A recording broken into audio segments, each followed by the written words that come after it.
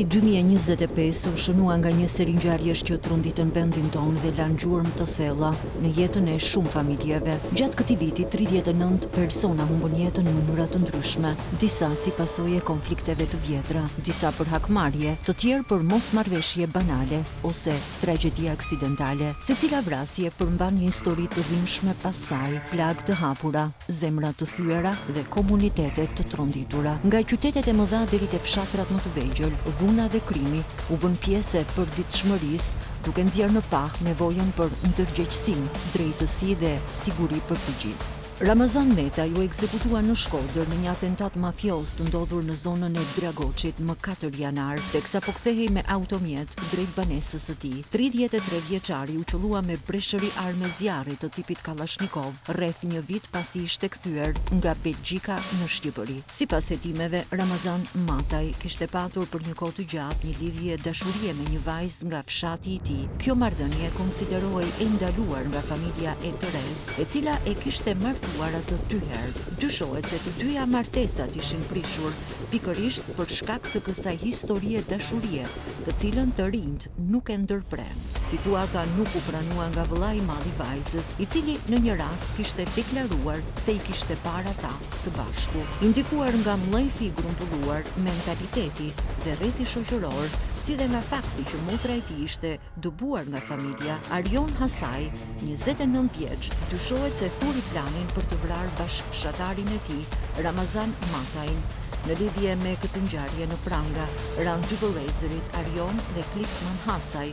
Ky fundit dyshohet se ka ndihmuar Arionin të fsheh armën e krimit e përdorur për ekzekutimin e 33 vjeçarit. Një sipërfaqe toke që Bujar Nasufi u kishte shitur fqinjëve të tij familjes Xhani në zonën e Selitës u shndrua vite më vonë në shkak për një konflikt të ashpër i cili u mbyll me vrasjen e tij. Mbrëmjen e 12 janarit, 56 vjeçari u ekzekutua teksa po hynte me automjet në oborrin e banesës ku ndodhej edhe bashkëshortja e tij. 8 muaj pas ngjarjes, policia e Tiranës arriti të zbardhë motivin e eliminimit dhe të identifikojë porositësin e atentatit, të cilët rezultuan të jenë vëllezërit Voltan dhe Jugert Xhani. Sipas hetimeve, trualli që Bujar Nasufi kishte shitur familjes Xhani, ndonse pagesat ishin kryer, nuk kishte kaluar kurrë në pronësi të tyre dhe vazhdonte të figuronte në dokumente me emër të 56 vjeçarit. E njëjta sipërfaqe toke u përfshi më pas në projektin e Unazës së Madhe, çka solli procesin e dëmshpërblimit për pronarët, për shkak se në dokument pronar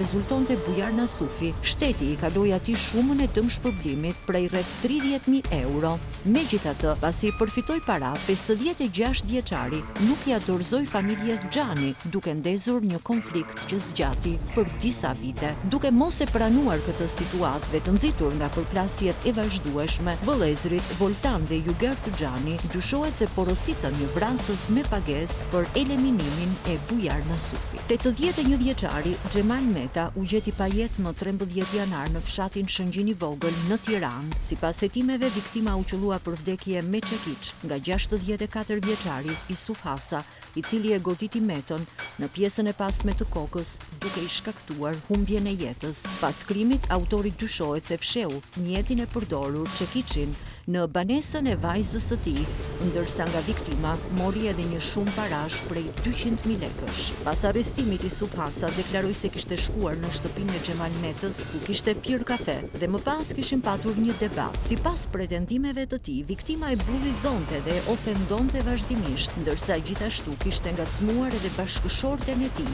Rethana, që sipas autorit quan në përplasjen fatale. 30 vjeçari Kristian Marku u ekzekutua me armë zjarri të tipit pistolet përballë një karburanti në afërsi të fshatit Novosel. Nga të paktën 10 të shtëna të drejtuara ndaj tij, Marku u godit nga vetëm 2 preda, të cilat rezultuan fatale për të. Në momentin e atentatit, viktima po udhëtonte nga Fieri drejt Vlorës me automjetin e tij tip Passat me targa AB 107PN, ku paralelisht me mjetin e tij nga krahu i djathtë i pasagjerit është afruar siguruar një automjet tip Golf, nga ku është qelluar disa herë me pistolet në drejtim të tij. Kristian Marku, i njohur edhe me identitetin Kristi Bardhi, ishte nga Mirdita dhe rezulton të jep nip i Martin Bardhit, i cili u vra në Rëshen në shtator të vitit 2023. Sipas të dhënave hetimore, 30 vjeçari dyshohet se ka qenë i përfshirë edhe si autor në një ngjarje të mëparshme, atë të datës 26 mars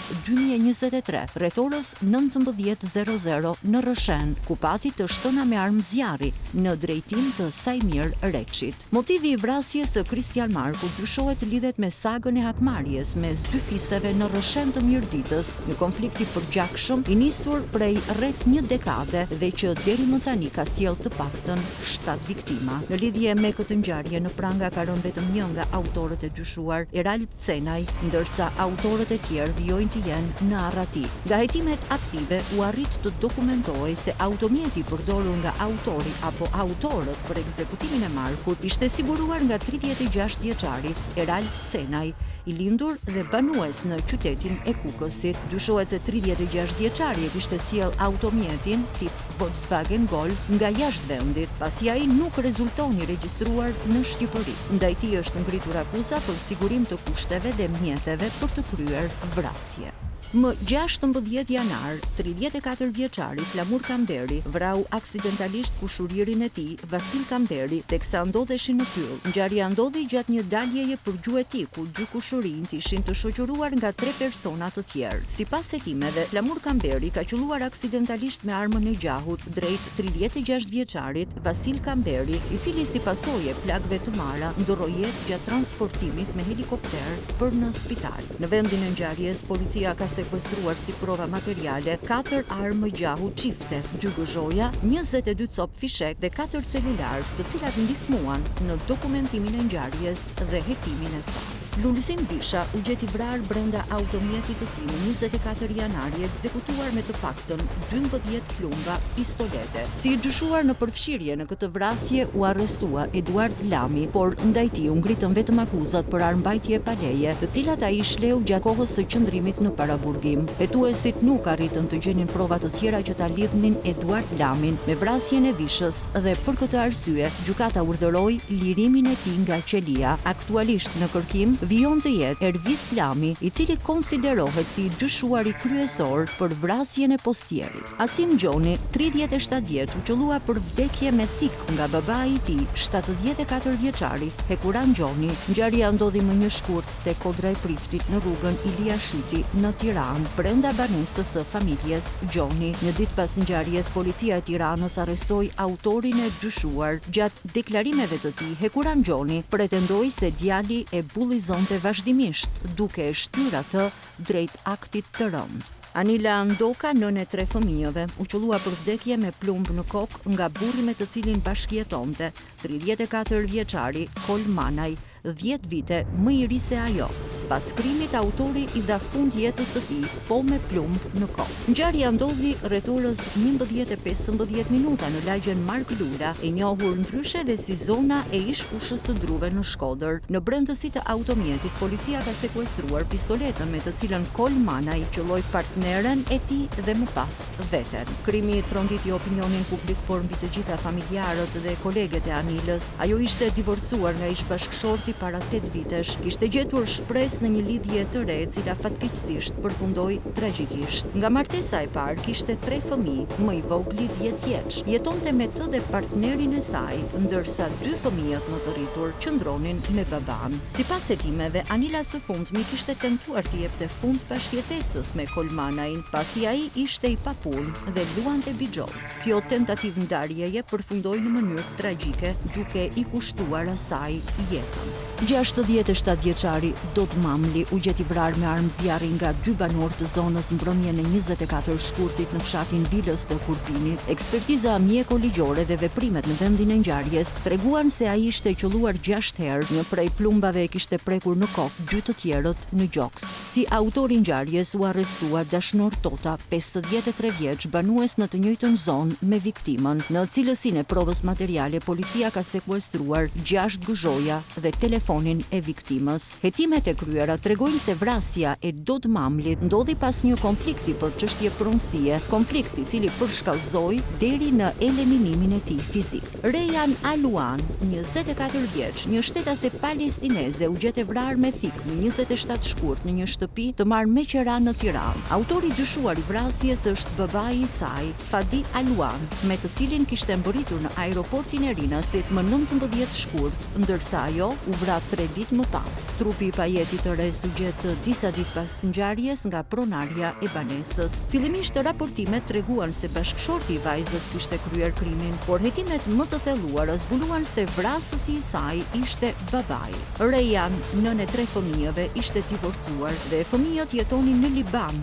me baban e tyre. Ajo kishte nisur një jetë të re në Gjermani dhe afrimi i saj me traditat perëndimore dyshohet se ka shkaktuar konflikte të vazhdueshme me familjen e saj, përfshirë prindërit dhe vëllezërit. Për këto shqetësime, vajza kishte bërë edhe denoncim në polici në Gjermani. Hetuesit nuk përjashtojnë mundësinë që në planin për të vrarë vajzën të ketë qenë përfshirë edhe nëna e saj. Megjithatë, deri më tani mungojnë prova bindëse për këtë pistë. Mëngjesin e 27 shkurtit, 20 vjeçari Pavlin Preka u gjet pa shenja jete në oborrin e banesës së tij. 10 muaj pas ngjarjes, policia arrestoi 2 autorët e dyshuar, Claudio Lisaj dhe Vasel Koçeku, të cilët akuzohen për veprat penale, vrasja me paramendime kryer në bashkëpunim dhe mbajtja pa leje dhe prodhimi i armëve shpërthyese dhe municionit. Sipas raportimeve, ka qenë xhaxha i viktimës që zbuloi pari vrasjen e nipit. Ai kishte tentuar të kontaktonte Pavli Prekën në telefon, por nuk mori përgjigje. Më pas shkoi në banesën e tij, ku e gjeti të vrarë në obor. Xhaxhai deklaroi se Preka nuk ishte patur asnjë konflikt me njeri dhe se familja e tij ishte e thjeshtë, pa probleme të theksuara me komunitetin.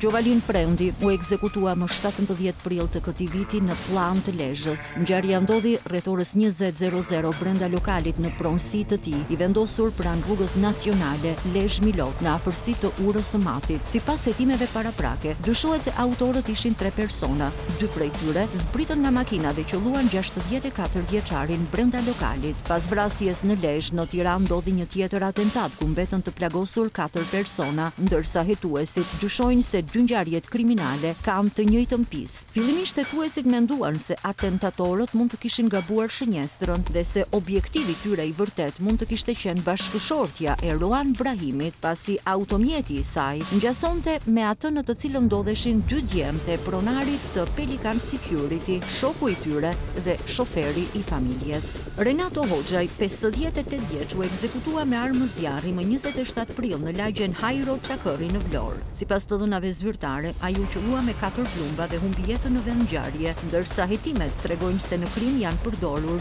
2 armë të ndryshme. Autorët e dyshuar të ngjarjes janë rumuni Daniel Korneas dhe Kleanth Bylyku dhe Eris Mehmetaj. I fundit dyshohet se ka siguruar automjetin e përdorur për ekzekutimin. Grupi hetimor dyshon se vrasja e 58 vjeçarit është porositur nga Dubai, ku strehohen disa grupe kriminali, pasi ekzekuton dyshimi se viktima mund të ketë qenë informator për grupin kundërshtar. Më 2 maj, turisti amerikan Brandon Saporito vrau me thik bashkëshorten e tij Sandra Saporito në një shtëpi me qera në zonën e Gjuadolit në Shkodër. Çifti kishte marrë një banesë me qera në këtë lagje historike. Mëngjesin e së premtes rreth orës 10:00 Brandon e qellon disa herë me thik partneren në banesë duke i marrë jetën. Më 28 tetor Brandon Saporito u gjet i vetvarur në qelinë e paraburgimit. Gerald Pitri, 24 vjeç, humbi jetën tragjikisht më 3 maj pas një përplasjeje me armë zjarri. Ngjarja ndodhi pranë gjykatës së Kurbinit, ku disa të rinj u përfshinë një shkëmbim zjarri të dhunshëm. Gjatë përleshjes, 5 persona morën plag, përfshi edhe një shitëse ambulante që ndodhej rastësisht në vendin e ngjarjes. Situata krijoi panik te banorët dhe kalimtarët të zonës, të cilët panë momentet e tensionuara dhe tentuan të largoheshin për të shpëtuar dhunës. Pas plagëve të marra, Gerald Pitri u dërguar në Spitalin Universitar të Traumës në Tiranë në gjendje të rëndë shëndetësore, por ndërroi jetë një ditë më pas, duke lënë pas familjen dhe komunitetin të tronditur nga humbja e tij. Në lidhje me ngjarjen, policia arrestoi Klevis Ndrecën, 28 vjeç, dhe Daniel Gjeloshin, 27 vjeç, të dy të dyshuar për përfshirje në përplasje dhe shkaktim të plagëve. Reshit Sallaku, 34 34 vjeç u vra me armë zjarri më 7 maj në Has, si pasojë e konflikteve për pronësinë dhe hakmarrjen. Autori dyshuar i vrasjes është Ylber Jaku, i cili dyshohet se e priti viktimën disa metra larg shtëpisë së tij, teksa Reshit Sallahu po zbriste nga mjeti dhe e qelloi duke i marrë jetën. Sipas hetimeve, autori Jaku kishte ardhur nga Anglia me qëllim për të kryer krimin, ndërsa viktima ndodhej në qytetin e Kukësit dhe po kthehej me makinë kur u sulmua në prit. Ngjarja dyshohet të ketë lidhje me një konflikt të mëparshëm të raportuar më 6 maj, ku 2 bashkëshortët përfunduan në spital pas një përplasjeje për çështje prone, teksa autoritetet kishin nisur hetimet për të dyja palët. Ermir Dedja, 29 vjeç, antar i grupit të njohur kriminal të Shijakut, Avdylajve, u vra pak pas mesnate më 20 maj në lagjen 18 të Durrësit. Ngjarja ndodhi pranë qendrës shëndetësore, teksa i riu po lëvizte në këmbë, i veshur me kostum sportiv. Në lidhje me ngjarjen në Prangaran, Erion Doni, 36 vjeç, dhe Klodian Berisha, 35 vjeç, pasi dyshohet se kishin kontrabanduar në Shqipëri automjetin që u përdor nga autorët, si dhe një automjet tjetër që do të përdorej për një tjetër ngjarje kriminale. Sipas prokurorisë porositësi i vrasjes, dyshohet të ketë qenë Astrid Avdylaj në shenjë hakmarrjeje për tentativën për të vrarë nipin e tij. Në kërkim është shpallur 33 vjeçari Giuliano Dyrmishi për sigurim të kushteve dhe mjeteve materiale për të kryer vrasjen, si dhe për kontraband të mallrave. 2 persona të tjerë, një shqiptar dhe një maroken, u shpallën gjithashtu në kërkim 2 ditë pas ngjarjes, të akuzuar për sigurimin e kushteve për kryerjen e vrasjes. 57 vjeçari Pjetër Kaza u gjeti vrarë me preshëri plumbash brenda oborrit të shtëpisë së tij në Tale të Lezhës. Sipas hetimeve, motivi dyshohet të jetë gjakmarrja, një konflikt që vazhdon prej dekadash. Zanafilla e këtij zinxhiri vrasjesh lidhet me ekzekutimin e Ndue Kasës, i shefi i krimeve në Rëshen, i cili u vra më 7 janar 1994 në mes të qytetit. Autorët e dyshuar, vëllezërit Dot dhe Augustin Gjini, u arratisën menjëherë pas ngjarjes. Në vitin 1997, Martin Kaza, vëllai i Ndue Kasës, vrau për gjakmarrje 2 vëllezërit në Laç, ngjarje për të cilën u dënua me 22 vite burg. Përplasja mes familjeve nuk u ndal pas kësaj. Më 28 prill të vitit 2024, në një lokal shqiptarësh në Bruksel, u vra Agustin Kaza, vëllai i Pjetër Kazës, i qelluar për vdekje me armë zjarri në kokë dhe kraharor. Me vrasjen e Pjetër Kazës, ky konflikt ka shënuar tashmë viktimën e 3 brenda këtij zinxhiri të gjatë gjakmarrjesh që zgjat mbi 3 dekada. Martin Kaza u arrestua në Londër e më pas u dënua, duke vuajtur burgim pas ekstradimit në 2017, por sipas dosjes hetimore, vitin e kaluar në Belgjik u ekzekutua me 4 plumba edhe një herë Agustin Kaza, vëllai Pjetër Kazës, duke lënë pistën kryesore të hetimit gjakmarrjen. 23 vjeçari Renis Dobra u mbyt me litar mbrëmjen e 8 korrikut pas një rrëmbimi të mëparshëm. Trupi i tij u gjet buzëllumit të Shkopetit, ndërsa makina e tij u hodh në ujë. Policia arriti të zbardhë ngjarjen pak ditë pas krimit, duke u bazuar në pamjet e kamerave të sigurisë, të cilat treguan makinat e marra me qera nga 3 vëllezërit Bush Gjokaj nga Tropoja. Në Prangaran 3 vëllezërit Aleksandër, Kristi dhe Fatjon Bush Gjokaj, si dhe Petrit Çakri. Sipas hetimeve, Kristi dhe Aleksandër Bush Gjokaj së bashku me vëllain e tyre Fatjon dhe Petrit Çakri akuzohen për rrëmbim dhe mbytje me litar të Renis Dobrës. Shkaku i krimit dyshohet të ketë qenë prishja e pazareve të drogës. Bush Gjokaj u arrestua në zonën e Astirit, ndërsa Çakri u kap në Kukës. Për të kryer vrasjen, autorët kishin marrë me qera disa makina në Rinas dhe Ysberisht, duke ndryshuar automjetet çdo ditë për të paktën 72 orë për të survejuar lëvizjet e Dobrës pa u zbuluar nga autoritetet. Policia arriti të identifikonte automjetet nëpërmjet pamjeve të sigurisë, dokumentoi të gjitha lëvizjet kriminale të autorëve. Vëllai më i vogël Aleksandër Bush Gjokaj dyshohet se nxori një nga vëllezërit në Kosovë pas kryerjes së krimit. Anesti Rama, 56 vjeç, u vra në banesën e tij nga vajza e tij, Emanilda Rama, 26 vjeçe, e cila e mbyti me një tel dhe më pas raportoi ngjarjen fillimisht si një vdekje aksidentale. Hetimet zbuluan se viktima kishte pësuar dhunë serioze dhe se ishte mbytur me tel, duke konfirmuar se ngjarja nuk kishte qenë aksidentale siç ishte pretenduar fillimisht. Sipas policisë dhe prokurorisë, në krim ishte përfshirë edhe i dashuri 55 vjeçar i Marildës, çlirim dogani, ndërsa bashkëshortja e viktimës, Valbona Rama, u arrestua gjithashtu për përpjekje për të ndihmuar në fshehjen e provave. 3 të dyshuarit u paraqitën para gjykatës ku u caktua masa arrest me burg për vrasjen makabre të Anesti Ramës. 31 vjeçari Ilirian Selmani vrau 52 vjeçaren Kozeta Teço, me të cilën kishte një lidhje intime prej 3 vitesh. Iriu e qulloi viktimën me thik dhe më pas i dogji shtëpinë ku ajo jetonte në lagjen 1 të Pogradecit në përpjekje për të fshehur gjurmët e krimit. Kamerat e sigurisë të një banese pranë pallatit ku ndodhi krimi e fiksuan Selmanin rreth orës 5:00 të mëngjesit të së hënës, teksa largohej nga banesa e 52 vjeçares dhe më pas i afrohej koshave të mbeturinave pranë shtëpisë së saj, rreth 2 kilometër larg. Atje u gjendën peshqir të gjakosur që dyshohet janë përdorur gjatë ngjarjes. Në dëshminë e tij përpara policisë, Ilirian Selmani mohoi të ishte autori vrasjes, por pranoi se ai kishte hedhur peshqirët e papastër nga shtëpia e bashkëjetueses së tij, duke pretenduar se i hodhi thjesht në kosh. Një vrasje me armë zjarri u regjistrua më 4 gusht në fshatin Paçram Vau i Dejës. Viktim mbeti Frok Leshaj, 65 vjeç, ish efektiv i policisë deri në vitin 94. Paraprakisht të dyshohet se vrasja e ish policit lidhet me një hakmarrje të mundshme. Sipas dosjes hetimore dhe vendimit të gjykatës, Leshaj kishte vrarë kushuririn e tij, Dodë Leshaj, më shumë se 2 dekada më parë. Për këtë krim, ai ishte dënuar me 25 vite burgim, të cilin e përfundoi vetëm 2 vite më parë, duke u liruar në mesin e muajit prill 2023. Ngjarja duket se mund të jetë pasojë e këtij konflikti të vjetër familjar që ka mbetur i pasgjedhur për dekada.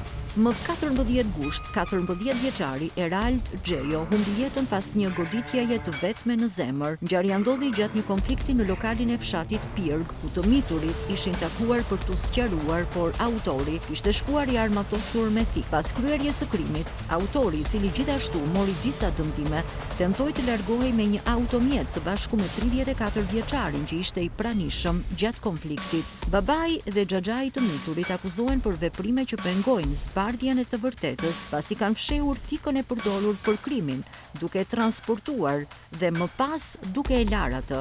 Ndaj autorit rëndon akuza e vrasjes me dashje dhe drejtimi automjetit në mënyrë të parregullt. 4 të mitur të tjerë të pranishëm në konflikt akuzohen gjithashtu se kanë tentuar të pengojnë zbulimin e të vërtetës, ndërkohë 34 vjeçari Flori Çela, i cili tentoi të largohej me autorin, akuzohet për moskallëzim krimi. Erald Xhejo ndroi jetë në spital, ndërsa autori mori ndihmë mjekësore për dëmtimet që pësoi, por pa përdorur mjet prerës. Besmir Kumria, 32 vjeç, ishte kthyer në fshatin e tij, kryekuq të Divjakës për pushime, por aprej një sulmi brutal me thik nga bashkëfshatari i tij, Jason Toromeni, 25 vjeç. Njeriu punëtor sezonal në Himar kishte planifikuar të emigronte në Gjermani, ku jeton e fejuara e tij, por ëndra u ndërpret tragjikisht. Ngjarja ndodhi pak pas mesnatet, teksa Kumria ndodhej në lokal bashkë me miqtë e tij. Ai u godit disa herë me thik, duke humbur jetën në vend. Sipas hetimeve, motivi i sulmit lidhet me konflikte të vazhdueshme mes familjeve të tyre për një kanal vaditës në fshat. Toromeni ka deklaruar se kur e pa Besmir Kumrin, nuk mundi të përmbante zemërimin dhe hyri në lokal për ta goditur, në shenjë hakmarrjeje ndaj dhunimit të atit të tij. 61 vjeçari Piro Proni u vra më 28 gusht pas një sherrri për një parcel kanabisi në fshatin Abat të Shalës, Shkodër. Autori i krimit, Ndoc Maçaj, i cili u vetë dorëzua në polici, rezulton të jetë kryeplaku i fshatit Abat dhe njëherësi kushuriri i 61 vjeçarit. Sipas dëshmisë së tij,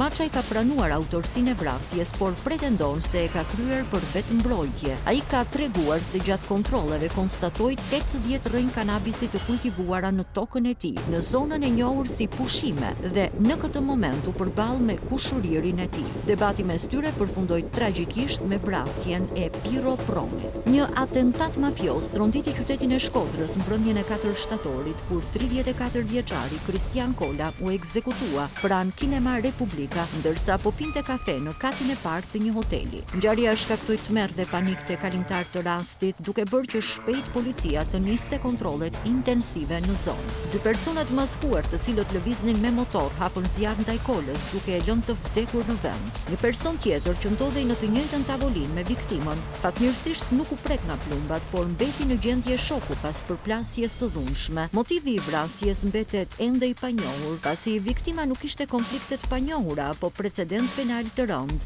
gjë që e bën ngjarjen edhe më misterioze dhe të frikshme për komunitetin lokal. Mëngjesin e 8 shtatorit, Rakip Gila, 29 vjeç, i armatosur me një pistolet dhe i veshur me jelek antiplumb, hyri në një lokal në qendër të qytetit dhe qelloi me breshëri prej tavolinës ku ishte ulur Erogen Brajovic, i njohur si antar i fisit të Bajrave. Përpasoj, Brajovic mbeti i plagosur, ndërsa truproja e tij, Liridon Kraja dhe Armando Pali, humbën jetën në vend. Kamarieria 25 vjeçare Meri Kaceri u plagos aksidentalisht gjatë të shtunave, duke shtuar tragjedinë e ngjarjes kriminale. Gila mbërriti para lokalit me motociklet dhe u largua duke grabitur një BMW, por arratia e tij përfundoi brenda ditës. Ai u kap pranë lumit Kir dhe pranoi se shënjestra e tij ishte vetëm Brajovic. Hetuesit dyshojnë se atentati mund të ketë motive hakmarrjeje, duke marrë parasysh konfliktet e mëparshme mes fisit të Bajrave dhe fisit të Licit, në shtëpinë e të cilëve janë gjetur armë gjatë kontrolleve policore. 51 vjeçari Valbon Marko Beqiri u vra paraditën e 24 shtatorit, ndërsa trupi i tij u gjet mbrëmjen e asaj dite nga nipi në banesë. Autori Taylor Tivari kishte shkuar në banesën ku qëndronte Beqiri për të blerë drogë. Mes tyre lindën mosmarrveshje dhe i riu e goditi disa herë me thik, duke i shkaktuar vdekje në vend. Pas krimit, Tivari u arratisi ndihmuar nga bashkëpunëtori i tij, Gjenis Dakoli, i cili e transportoi fillimisht me taksi dhe më pas e dërgoi në banesën e tij. Autori ka pretenduar se viktima kishte tentuar ta përdhunonte. Ndaj Tivarit rëndon akuza e vrasjes me dashje dhe armëmbajtjes pa leje, ndërsa ndaj bashkëpunëtorëve Dakolit rëndojnë akuzat për moskallëzim krimi dhe për krahje të autorit. Biznesmeni italian Edoardo Sarki u qellua për vdekje mesnatën e 27 shtatorit në një ngjarje që për 3 ditë mbeti e mbuluar me mister. Më 29 shtator, policia njoftoi se kishte identifikuar autorin e dyshuar dhe kishte shpallur në kërkim Kamber Sulçaj. Ngjarja ndodhi teksa Sarki ndodhej në shtëpinë e pushimit të mikut të tij, Eqerem Braçit, në fshatin Salari. Ata u nisën për të ndihmuar dy djemtë e Braçit, Gazmend dhe Daniel, të cilët kishin pësuar defekt me makinën gjatë një daljeje për gjueti. Gjatë rrugës ata u përballën me automjetin e drejtuar nga Sulçaj, i cili kishte ndezur dritat e gjata duke penguar shikimin. Dyshohet se një debat fillestar i nxiti palët të dalin nga automjeti. Sulçaj nuk ndali me kaq, duke i ndjekur ai qelloi me armgjau drejt makinave të ndaluara.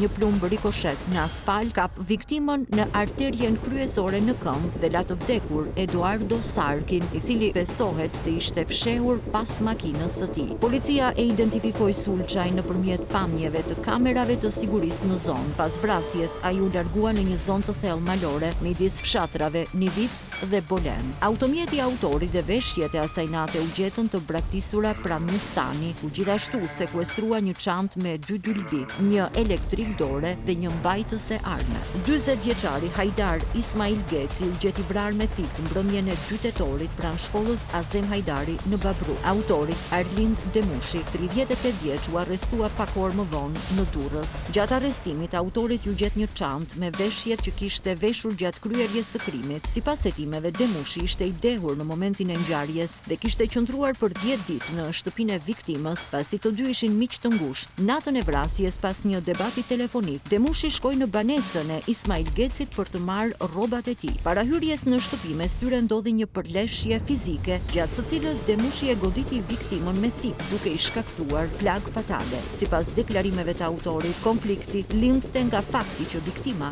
e akuzonte se kishte ofenduar bashkëshorten e tij. 65 vjeçari Gjergj Tusha u gjet pa shenjë jete mbrëmjen e 3 tetorit pranë hidrovorit në Tale Lezhë. Ekspertiza mjekoligjore tregoi se plagët në trupin e tij nuk ishin shkaktuar nga armë zjarri, por nga një goditje e fortë që i kishte sjellë thyerje të brinjëve dhe dëmtime të brendshme. Sipas burimeve nga hetimet, në momentin kur dyshohet të ketë ndodhur ngjarja, viktima ndodhej në kullot duke u kujdesur për bagëtit. Hetuesit kanë vënë re në dukje se Gjergj Tusha ishte pajisur 3 herë me urdhra mbrojtjeje nga i biri, i cili dyshohet se e dhunonte. Për shkak të historikut të tensionuar brenda familjes, hetuesit nuk përjashtojnë mundësinë e një krimi brenda familjes, megjithse për këtë pistë ende nuk ka prova të mjaftueshme. 58 vjeçari Isuf Jacaj mbeti viktimë e një atentati të mirë organizuar mbrëmjen e 4 tetorit në qytetin bregdetar të Sarandës. Një mjet i pajisur me tritol u hodh në erë, ndërsa Jacaj, i cili ishte brenda automjetit, humbi jetën menjëherë pas shpërthimit. Atentati ishte tipik mafioz. Rreth 800 gram tritol ishin vendosur poshtë një automjeti tip Toyota dhe shpërthimi u aktivizua në momentin që viktima u fut në makinë. Ngjarja ndodhi rreth orës 22:50 në lagje numër 3, e njëjta zonë ku vetëm pak muaj më parë i biri i Isuf Jacaj, Klaus Jacaj, ishte përfshirë në një ngjarje të ngjashme kur mjeti i tij u hodh në erë me tritol. Më 6 tetor, gjyqtari Astrid Kalaja u qellua me armë brenda sallës së gjyqit në gjykatën e apelit nga Elvis Shkambi, duke plagosur rënd edhe babë bir nga pala kundërshtare, Rakip dhe Ervis Kurti. Ngjarja tronditi mbar komunitetin, ngriti alarmin për sigurinë brenda ambienteve gjyqësore. Sipas hetimeve, Elvis Shkambi dhe xhaxhai i tij Gjoni po prisnin një vendim në një çështje gjyqësore që lidhet me konflikte pronësore të një sër familjeje. Konflikti kishte zanafillën që në vitet 90, kur familja Shkambi kishte përfituar një pronë si ish pronar, ndërsa strehimi 31 familjeve të tjera në të njëjtën godinë shkaktoi tensione të vazhdueshme. Sagat e gjyqeve dhe mosmarrveshjet e gjata për pronësinë kanë zgjatur për 3 dekada, duke u shndruar në një rivalitet të trashëguar mes familjeve. Më 22 tetor, një ngjarje e rëndë në armë zjarri tronditi ambientin e jashtëm të një lokali në Manës, ku mbetën të vrarë 33 vjeçari Flori Paluçi dhe 23 vjeçari Aranit Kurti. Ngjarja filloi pas një konflikti verbal mes 21 vjeçarit Pepa dhe kamarierit Pepa, kur kërkoi një kafe dhe nuk ju tha se ekspresi ishte i ndesur. Pas debatit, ai u largua me automjet, por më pas u kthye bashkë me Aranit Kurtin dhe Ergi Kadiun. Teksa përpjekjet të hynin sërish në lokal, Flori Paluçi doli nga ambientet e jashtme dhe qelloi me armë zjarri në tokë, duke shkaktuar tension dhe panik. Në këtë moment, Daniel Pepa qelloi me armë në drejtim të Paluçit, i cili u plagos rënd, ndërsa Aranit Kurti e goditi me grushte. Plumbat përfunduan tragjikisht, Aranit Kurti humbi jetën nga të shtënat e Paluçit, ndërsa Flori Paluçi u vra nga Daniel Pepa. Ngjarja nxorri në pa përplasjen e dhunshme mes të rinjve në këtë zonë dhe përfshirjen e disa personave të tjerë në konflikt. Përfshi edhe Erald Canin, i arrestuar më pas për moskallëzim krimi. Në Berat, një nga monumentet më të vizituara të trashëgimisë kulturore shqiptare, Kalaja, u kthye në skenë krimi. Një banor i zonës, i papërfshirë në regjistra zyrtar dhe pa leje për të ofruar shërbime turistike me kal, sulmoi për vdekje një vizitor nga Tirana, vetëm sepse ky i fundit kishte prekur kalin që ai përdorte për shëtitje. Autori i ngjarjes është Kristo Mema, 63 vjeç, i njohur edhe si Konstantin Hoxha. Ai deklaroi për hetuesit se konflikti nisi pas një paralajmërimi që i bëri viktimës. Vrasja ndodhi në oborrin e Kalas, në prani të familjarëve të viktimës dhe turistëve të tjerë, duke tronditur mbar komunitetin. Mema nuk kishte leje për të operuar në zonën e Kalas, megjithse ushtronte aktivitetin prej shumë vitesh. Ai kishte një histori kriminale të gjatë. Në vitin 1993 kishte vrarë me thik fqinjën e tij për motive banale. Pas krimit, ai ishte larguar drejt Greqisë, ku ndryshoi identitetin dhe jetoi për 25 vjet, duke shmangur ndjekjen penale. Ai u kthye vetëm pasi ndjekja penale kishte përfunduar sipas ligjit dhe tani u përfshi përsëri në një ngjarje tjetër të rëndë kriminale. Më 29 tetor, një konflikt mes kolegëve të një restoranti në Tiranë përfundoi tragjikisht me vdekjen e njërit prej tyre. Autori 43 vjeçari Filip Shehu punonte prej 3 muajsh si ndihmës picier dhe ishte vartës i viktimës, Indrit Ismailllari. Shehu deklaroi se ndjehej i fyer dhe i poshtëruar publikisht nga viktima dhe kolegët e tjerë për një proshut pice dhe kjo e nxiti të vepronte në mënyrë ekstremisht të dhunshme. Pamjet e kamerave të sigurisë tregojnë se Shehu mori një thik kuzhine dhe goditi viktimën 3 herë, një herë në qafë dhe 2 herë në bark, duke i shkaktuar vdekjen e menjëhershme. Punonjësit e tjerë të restorantit thanë se Shehu ishte një person i mbyllur dhe i ftohtë në komunikim, që rrallë fliste me të tjerët, çka e bënte më të vështirë parashikimin e një reagimi kaq ekstrem.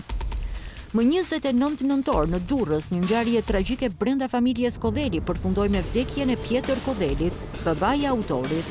Autori Marian Kodheli e qelloi me thik baban e tij gjatë një konflikti familjar. Sipas deklarimeve të tij, marrëdhënia mes tyre ishte tensionuar për një kohë të gjatë, që nga kthimi i tij nga emigrimi dhe grindjet e vazhdueshme kishin krijuar një klim të rënduar në familje. Ai tregoi se momenti kritik ndodhi gjatë një dreke familjare, ku humbi durimin dhe reagoi në mënyrë të papritur, duke marrë një thik dhe duke goditur baban e tij. Gilmando Dani dhe miku i tij, Muçis Shaliari, u qelluan me breshëri plumbash Kallashnikovi sapo doli nga rrethimi i aeroportit. Në një makinë dolën 3 persona me armë në dorë dhe bën shosh me plumba makinën Mercedes-Benz të bardhë që drejtohej nga Shaliari, i cili në shtator ishte bërë pjesë e AMP-s si agent me një procedurë në shkelje të ligjit. Atentatorët u larguan nga kasaphana që vetë krijuan, vetëm pasi u bindën se shënjestra Gilmando Dani ishte vrarë. Mëtej, dogjën makinën në fshatin Halil bashkë me armët që terrorizuan aeroportin. Biznesmeni Mondi Mëhalla u ekzekutua me 2 plumba në kokë dhe 1 në trup mbrëmjen e 30 nëntorit sapo kishte dalë nga një zyrë në karburantin në pronësi të Xhaxhi Oil dhe hyri në makinë. Ai u qellua në kokë me 2 plumba pistolete duke i shkaktuar vdekjen e menjëhershme. Njëri nga autorët doli nga makina Audi, u afrua dhe qelloi. 2 autorët u larguan më pas drejt Librashtit, ku edhe dogjën automjetin në Mirak, brenda të cilit u gjetet djegur edhe pistoleta Beretta e përdorur në krim. Në burg për ngjarjen qëndrojnë edhe ish ortaku i Mëhallës, Gino Ago, dhe banakjeri i karburantit Xhaxhi Oil, Kujtim Pisha, të dy dorëzuan deklarata nga familjarët e Mëhallës se nuk dyshojnë të jenë pjesë e krimit, por kjo nuk e bindi gjykatën. Në kërkim vijojnë të jenë Armando Cola, Oklid Dalipi dhe Marcelo Arami, të cilët ishin pjesë e grupit që morën makinën që u përdor në krim Audin, që më pas u shkrumbua në fshatin Mirak të Librashtit. Viti 2025 kalon pas një rrëmuj dhune dhe dhimbjeje që do të kujtohet gjatë. 39 jetë janë ndërprerë, secila me historinë dhe plagën e vet, duke lënë familje të shkatëruara e komunitete të tronditura. Këto ngjarje tregojnë se konflikti, mlefi dhe mosmarrveshjet mund të kenë pasoja tragjike dhe se shpesh, pas çdo krimi, qëndron një rrjet i ndërlikuar i marrëdhënieve dhe hakmarrjeve. Ndërsa hetimet vazhdojnë dhe drejtësia kërkohet, mbetet një mesazh i qartë për shoqërinë. Dhuna është rruga më e shpejtë drejt shkatërimit, ndërsa vlerat e respektit, dialogut dhe ndihmës reciproke janë mënyra e vetme për të parandaluar tragjeditë e radhës.